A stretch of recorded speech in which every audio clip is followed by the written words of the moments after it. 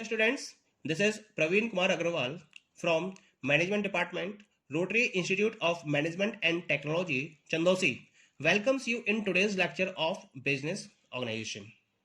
In today's lecture, we will discuss the topic Evolution of Business. यानी कि आज के टॉपिक में हमें डिस्कस करना है कि किस तरह से बिजनेस को इवोल्यूट किया गया था।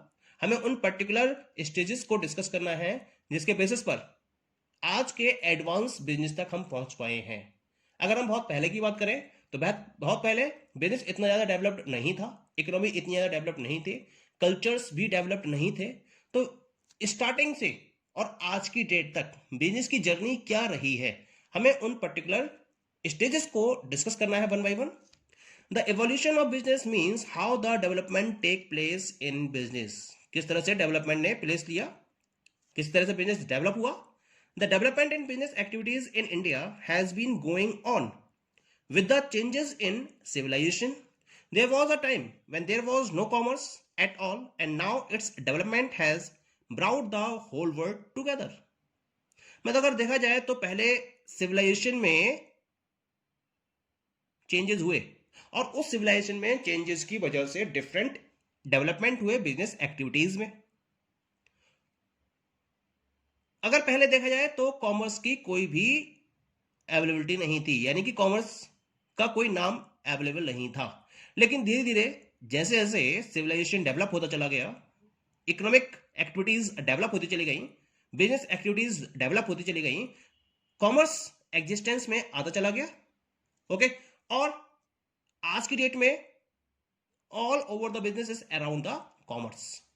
तो हमें उन पर्टिकुलर स्टेजेस को डिस्कस करना है। यहाँ पर कौन कौन सी स्टेजेस है जिसकी वजह से ट्रेड एंड इंडस्ट्री का डेवलपमेंट हुआ। सबसे पहले बात करते हैं बार्टर सिस्टम की। This is the oldest system in the field of the business. Barter system में केवल और केवल अगर हम इस सिस्टम की बात करें then it is a system of exchange of goods for goods, यानी कि इस सिस्टम में गुड्स के बदले में गुड्स को एक्सचेंज किया जाता था। जिन पर्टिकुलर पर्संस के पास किसी पर्टिकुलर गुड्स की ज्यादा क्वांटिटी अवेलेबल थी, वो दूसरे पर्सन से उसके पास भी ज्यादा क्वांटिटी अवेलेबल होनी चाहिए।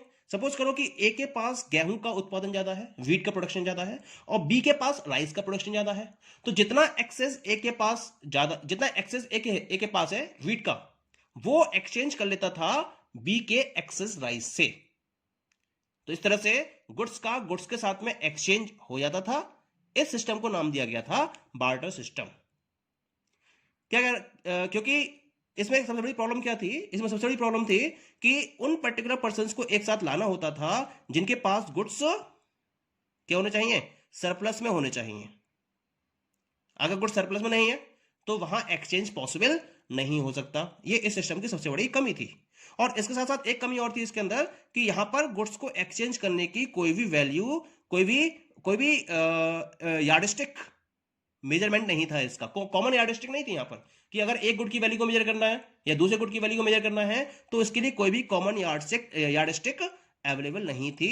ये सबसे बड़ी कमी थी बार्टर सिस्टम की। ओके, इसके बाद क्या हुआ, सेकंड कॉन्सेप्ट इन्वॉल्व किया गया, इसके अंदर इवॉल्व किया गया। The second particular concept was the village economy. Barter system के बाद विलेज इकोनॉमी का कॉन्सेप्ट एग्जिस्टेंस में आया। क्या हुआ, जैसे जैसे सिविलाइजेशन डेवलप हुई, सभ्यता का विकास हुआ, people started setting at particular places and began to sow seeds and rearing cattle on the land which they shared with community। क्या हुआ, लोगों ने एक जगह इकट्ठे होकर मतलब एक विलेज टाइप के उन्होंने बनाए, और इस विलेज टाइप के प्लेसेस पर लोग कलेक्ट हुए। उन्होंने क्या करा, उन्होंने कुछ लैंड को ऑक्यूपाई किया, वहां पर खेती की, और खेती करके वहां से फसलें उगाई। उसके साथ साथ उन्होंने पशुओं को भी पाला, उनका पालन किया। ठीक है, और जिसकी जो पर्टिकुलर इंटरेस्ट था उसने उस इंटरेस्ट के साथ में वर्क को फॉलो किया, और बाकी उन्होंने एक कम्युनिटी डेवलप करी, और उस कम्युनिटी में उन्होंने चीजों को यानी गुड्स को शेयर करना स्टार्ट कर दिया। इस तरह से वो क्या करते थे, एक दूसरे की मदद करते हुए अपने लाइफ को आगे बढ़ा रहे थे। इस सिस्टम को नाम दिया गया था सेल्फ सफिशिएंसी सिस्टम। क्योंकि इसको हम विलेज इकोनॉमी का नाम भी देते हैं, क्यों बोलते हैं, because all the requirements of the village were meet by the people themselves, क्योंकि उस गांव में मतलब उस पर्टिकुलर प्लेस का नाम विलेज दिया गया था। उस विलेज में जो भी लोग थे वो क्या करते थे, अपनी रिक्वायरमेंट तो कंप्लीट करते थे और अपने साथ साथ जो कम्युनिटी है उनकी रिक्वायरमेंट भी कंप्लीट करते हुए चलते थे। इस तरह से हर किसी की रिक्वायरमेंट्स पूरी हो जाती थी। इन्होंने क्या करा, इन्होंने डिफरेंट टाइप के गुड्स को प्रोड्यूस करना स्टार्ट किया और स्पेसिफिक जॉब में एक्सपर्टाइज गेन करना स्टार्ट कर दिया था। एक तरीके से all these developments lead to a self reliant village economy. एक ऐसी इकोनॉमी का डेवलपमेंट होना स्टार्ट हो गया जो खुद में क्या थी, सेल्फ रिलायंट थी। That was the second stage of the development. After that new stage were introduced. This was the stage of introduction of money. अब क्या हुआ, क्योंकि सबसे बड़ी कमी क्या थी दोनों ही सिस्टम की, कोई भी particular specific unit of measurement नहीं थी जिसके बेसिस पर गुड्स की वैल्यू को मेजर किया जा सके। ये सबसे बड़ी कमी थी। तो इस कमी को इस पर्टिकुलर स्टेज में दूर किया गया। एक मनी कॉन्सेप्ट को इंट्रोड्यूस किया गया। एक कॉमन एक्सचेंज मीडियम, एक कॉमन मीडियम ऑफ एक्सचेंज को डेवलप किया गया। ठीक है, कुछ कमोडिटीज का यूज किया गया। सबसे पहले जब स्टार्टिंग की बात करी जाए तो स्टोन्स का यूज किया जाता था, सेल्स का यूज किया जाता था, कैटल्स या फेदर का यूज करके कमोडिटीज को एक्सचेंज किया जाता था। लेकिन इसके बाद क्या हुआ, धीरे धीरे डेवलपमेंट हुआ और कुछ मेटल्स का यूज किया जाने लगा, जैसे iron, copper, bronze, silver, gold. इनको, इन पर्टिकुलर मेटल्स को क्या किया जाता था, as a medium of exchange use किया जाता था। इसके बाद और धीरे धीरे डेवलपमेंट हुआ। जैसे जैसे डेवलपमेंट हुआ उन पर्टिकुलर मेटल्स का, जैसे सिल्वर का यूज करा, गोल्ड का यूज करा, इनके कॉइन्स डेवलप किए गए और इन कॉइन्स पर क्या करा गया, एक प्रॉपर स्टैंप लगाई गई और उस स्टैंप के बेसिस पर इनको एक वैल्यू प्रोवाइड की गई और इसके बेसिस पर गुड्स को एक्सचेंज किया गया, यानी कि इनको एक मीडियम ऑफ एक्सचेंज बना लिया गया। तो coins were also used for this purpose. जैसे जैसे और सिविलाइजेशन पॉसिबल हुआ, सबसे लास्ट में पेपर करेंसी का कॉन्सेप्ट डेवलप हुआ। ये एक तरीके से हिस्ट्री को चेंज करने वाला एक डेवलपमेंट था। It was ultimately the use of paper currency which lead to all around development of business activities. केवल पेपर करेंसी की वजह से था जिसकी वजह से बिजनेस एक्टिविटीज का चारों तरफ डेवलपमेंट पॉसिबल हो सका। Okay, the next stage in the development of the in the evolution of the business was the town economy. ये एक नया एवोल्यूशन था। With the use of money for exchange purposes, the volume of trade started increasing. There used to be weekly mandis or fairs where people from nearby villages would come to sell their surplus products and buy goods for their needs. क्या हुआ कि जैसे जैसे civilisation develop हुई, money या paper currency या coins का development हुआ। इसके डेवलपमेंट की वजह से जो वॉल्यूम ऑफ ट्रेड है वो बढ़ना स्टार्ट हो गया, क्योंकि पॉपुलेशन भी बढ़ रही थी और वॉल्यूम ऑफ ट्रेड भी बढ़ना स्टार्ट हो गया था with the evolution of the money, paper currency use. तो इसी वजह से क्या हुआ कि एक सेंट्रल प्लेस सर्च किया गया, बहुत सारे गांवों के बीच में एक सेंट्रल प्लेस को डेवलप किया गया जहां विलेज से सारे पर्संस कलेक्ट होते थे सप्ताह में एक बार और वो अपने डिफरेंट टाइप के गुड्स एंड सर्विसेज को सेल करते थे और जो उनकी रिक्वायरमेंट होती थी वो वहां से वो परचेस कर लेते थे। इनको नाम दिया गया था मंडीज का या फेयर्स का। यानी कि जो सरप्लस में होता था गुड्स उनके पास, उसको वो सेल कर देते थे और जो उनकी रिक्वायरमेंट होती थी उसको वो परचेस कर लेते थे उन मंडीज से सप्ताह में एक बार आकर। इसकी वजह से क्या हुआ, वॉल्यूम ऑफ ट्रेड लगातार एनकरेज होता चला गया और लेबर का डिवीजन बढ़ता चला गया। इसकी वजह से एक सेपरेट क्लास डेवलप हुई जिसको नाम दिया गया traders and artisans. In traders और आर्टिसंस ने क्या करा, इन्होंने गांव के बीच में उस पर्टिकुलर सेंटर प्लेस को सिलेक्ट करके अपने बिजनेस प्रीमिसेस को वहां डेवलप कर लिया, एस्टेब्लिश कर लिया। इस तरह से क्या हुआ, एक प्रॉपर प्लेस डेवलप हो गया और उस डेवलप्ड प्लेस को नाम दिया गया टाउन्स। और इसके बाद क्या हुआ, ये टाउन विलेज में रहने वाले लोगों के लिए ट्रेड सेंटर्स बन गए। इस तरह से टाउन इकोनॉमी एग्जिस्टेंस में आई।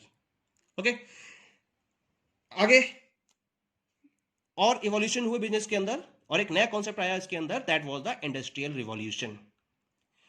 इंडस्ट्रियल रिवॉल्यूशन की अगर बात करी जाए, then this word is used to describe a series of changes in industrial field in England during the period between 1760 and 1850। 1760 से 1850 के बीच में इंग्लैंड में डिफरेंट सीरीज ऑफ चेंजेस हुए थे इंडस्ट्रियल फील्ड में। बहुत ज्यादा डेवलपमेंट हुआ था इंडस्ट्रीज के अंदर। यानी कि जो काम पहले ह्यूमंस करते थे उनको फॉलो करने के लिए डिफरेंट टाइप की टेक्निक्स के थ्रू डिफरेंट मशीनरीज को डेवलप किया गया और उन मशीनरीज की हेल्प से डिफरेंट इंडस्ट्रीज को डेवलपमेंट किया गया। तो a number of inventions took place in England and this change the entire technique of production. बहुत ज्यादा इन्वेंशन हुए थे और इस इन्वेंशन की वजह से टेक्निक ऑफ प्रोडक्शन बिल्कुल पूरी तरीके से चेंज हो चुकी थी।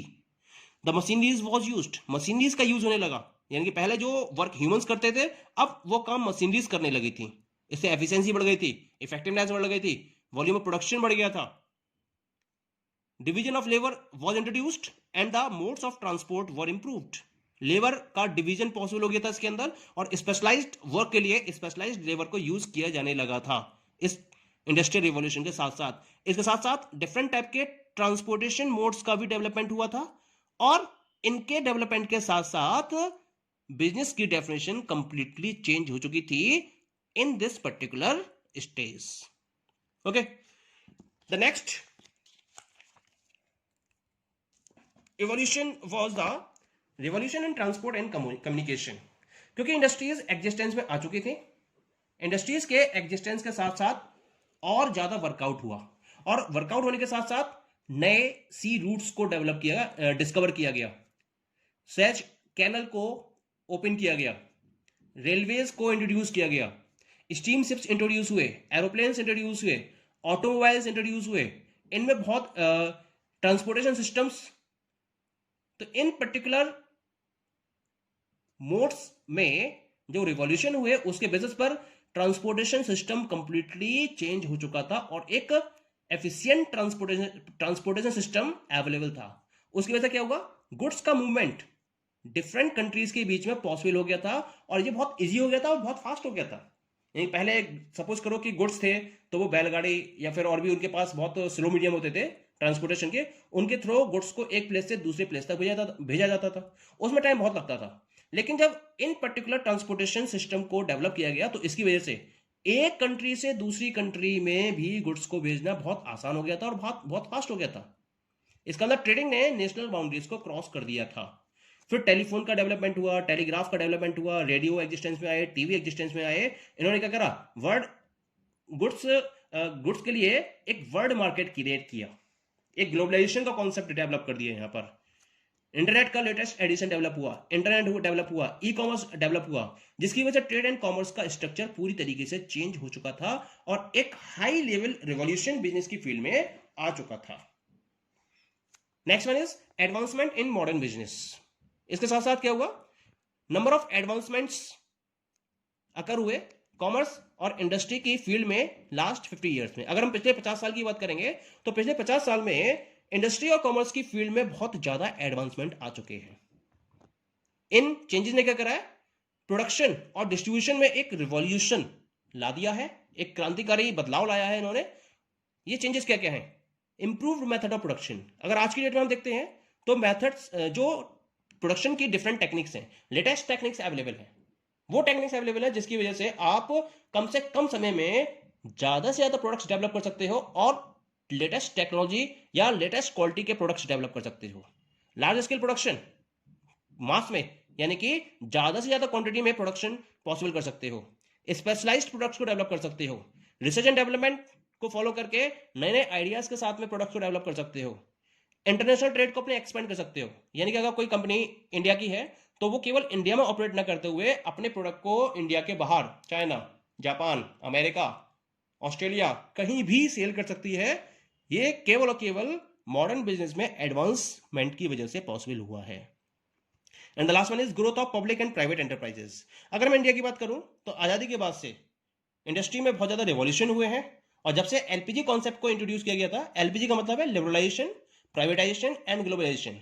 तो एलपीजी के इंट्रोडक्शन के साथ साथ पब्लिक और प्राइवेट दोनों कंपनीज को इक्वल अपॉर्चुनिटीज प्रोवाइड की गई और इनको इक्वल अपॉर्चुनिटीज प्रोवाइड करने की वजह से आज की डेट में इंडिया में इंडस्ट्रियल रिवॉल्यूशन बहुत तेजी से हुआ है और इंडस्ट्री में बहुत ज्यादा डेवलपमेंट हुआ है, जिसकी वजह से इंडिया एक डेवलपमेंट के पाथ पर बहुत तेजी से आगे बढ़ रही है। So this is all about the evolution of business. Okay, thank you.